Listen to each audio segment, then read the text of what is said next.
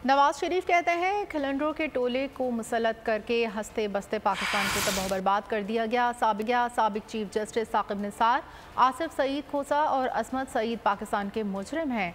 कायद नून league की वतन वापसी के प्लान में कोई तब्दीली नहीं हुई। शहबाज शरीफ ने खबरों की तरदीद कर दी। मरीम नवाज कहती हैं नवाज शरीफ का शानदार इस्तकबाल किया जाएगा। लंदन में नवाज शरीफ की ज़ेर क़यादत नून लीग के आला सतह इजलास में कायद नून लीग की वापसी और इंतखाबात की प्लानिंग की गई।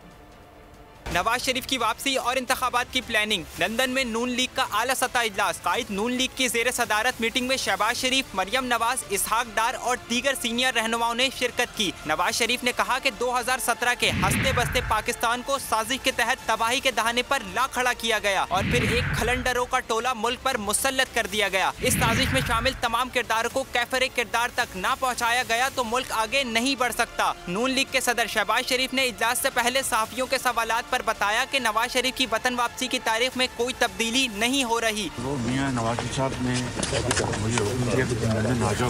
वापसी की डेट मियां साहब वही इंशाल्लाह। मरियम नवाज ने कहा कि पाकिस्तान में नवाज शरीफ का शानदार इस्तकबाल किया जाएगा। मैडम, मियां साहब के इस्तकबाल के हवाले से क्या तैयारियां? बहुत तैयारियां हो रही हैं। नून लीग ने 21 अक्टूबर 2023 को नवाज शरीफ की वापसी का ऐलान कर रखा है। कायद नून लीग 2019 में इलाज के लिए लंदन गए थे।